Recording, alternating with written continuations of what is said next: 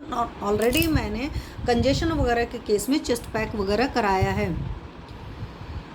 Actually मेरा centre जो है वो जीरकपुर में है, चंडीगढ़ के पास में है। और अगर आप मेरे यूट्यूब चैनल देखते होगे तो ऑलरेडी उस पर पड़ा रहता है, कई सारे वीडियो पर पड़ा है। चलो मैं डिस्क्रिप्शन में आप फिर से अलग से डाल दिया करूँगी, ठीक है। तो यहाँ पर अगर चेस्ट पैक वगैरह हम कराते हैं तो उससे बहुत बढ़िया रिजल्ट आता है। और चेस्ट पैक तो मैंने कंजेशन वगैरह के केस में किया है, और बच्चों के केस में तो इस सिंगल सिटिंग में एक सिटिंग में एक बार के उसमें रिजल्ट आए हुए हैं।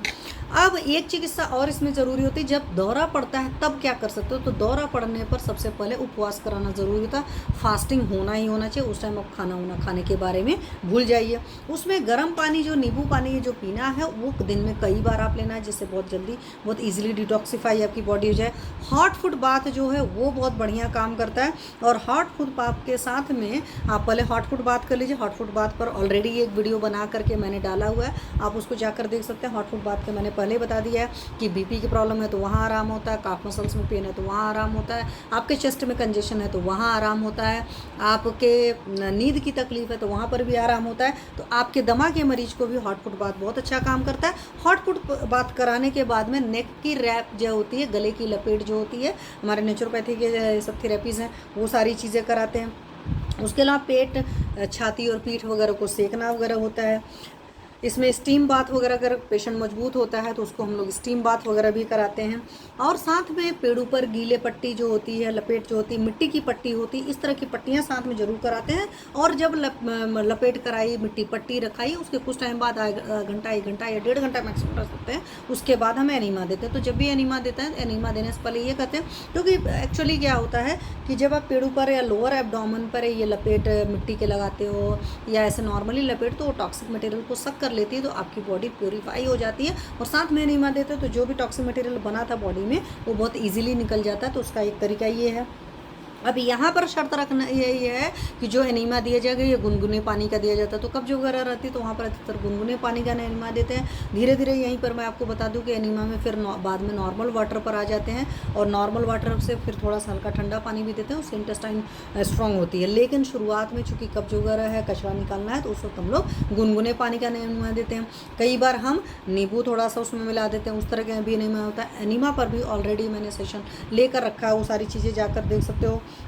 अब अटैक वाली कंडीशन में हर 10 मिनट के इंटरवल पर गोल्डन जो बॉटल होती है वो उसमें जो चार्ज वाटर होता है उसको हम लोग फ्रिक्वेंटली देते हैं। तो वैसे भी आयुर्वेद का भी कंसेप्ट है ना कि हिक्का और श्वास की चिकित्सा मुहूर्त की जाती है, तो औषधियाँ मुहूर्त वहाँ दी जाती है, यहाँ पर चार्ज वाटर है, उस तरीके की चीज़ें दे सकते हैं। अगर सूखी खांसी वगैरह पेशेंट को बहुत ज़्यादा हो रही, कफ जमा हुआ है, तो उसमें अभी पिछली बार भी मैंने आपको बताया था रेड कलर की वाटर जो बॉटल होती है उसमें जो ऑयल चार्ज होता है उससे आपको छाती पर मालिश करनी होती है।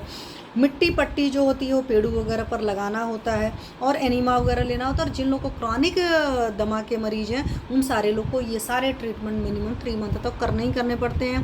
डॉक्टर प्रेमचंद विश्वकर्मा जी नमस्ते। तो इस बात को ख्याल रखिए।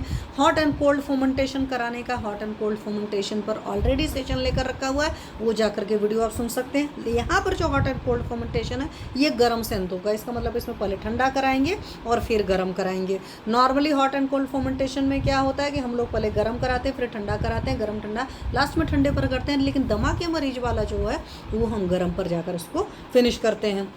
तो चीज़ें वही होती है। हॉट एंड कोल्ड फर्मेंटेशन कहाँ पर कौन सी चीज़ फिनिश किस तरीके से करनी होती है वो आपके चिकित्सक का क्षेत्राधिकार होता है। तो प्लीज़ अपने मन से कुछ भी नहीं करिएगा, मैं हमेशा करें।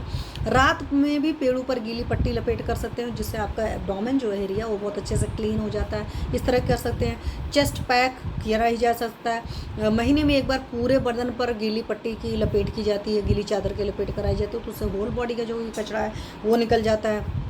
हमारे आयुर्वेद में लौड़ोदक वगैरह या कहते नहीं कि लघु वमन वगैरह कराते हैं, तो हम लोग बोलते हैं ना कि गुनगुने नमक का पानी पीजिए और फिर अंगुली डाल करके फिंगर डालकर निकाल दीजिए। तो कुंजल क्रिया वगैरह कराना या इस तरह के जो है, या सिंपल सा भी गर्म पानी ज़्यादा पी करके उसको वॉमिट कर देते हो तो वहाँ से भी आराम आ जाता है, क्योंकि कफ जो होता है वो आपका पिघल करके निकल जाता है। तो इस तरह की चीज़ें आप कर सकते हैं। अगर हिप बाथ वगैरह कराया जा सकता है, हिप बाथ भी हमारे यहाँ कराते हैं। लोअर एब्डोमेन की जो भी परेशानियाँ रहती हैं, जैसे क्योंकि अभी आपको पता था कि किडनी वगैरह की, इंटेस्टाइन वगैरह की जो प्रॉब्लम है वो पूरी सॉल्व हो जाएगी, तो हिप बाथ वगैरह भी इसीलिए कराते हैं। तो ये सारी चीज़ें साथ में और क्या क्या चीज़ कराते हैं अगर आप देखेंगे यहीं पर, तो 1-2 चीज़ें और भी होती जो नॉर्मल आपकी लाइफस्टाइल में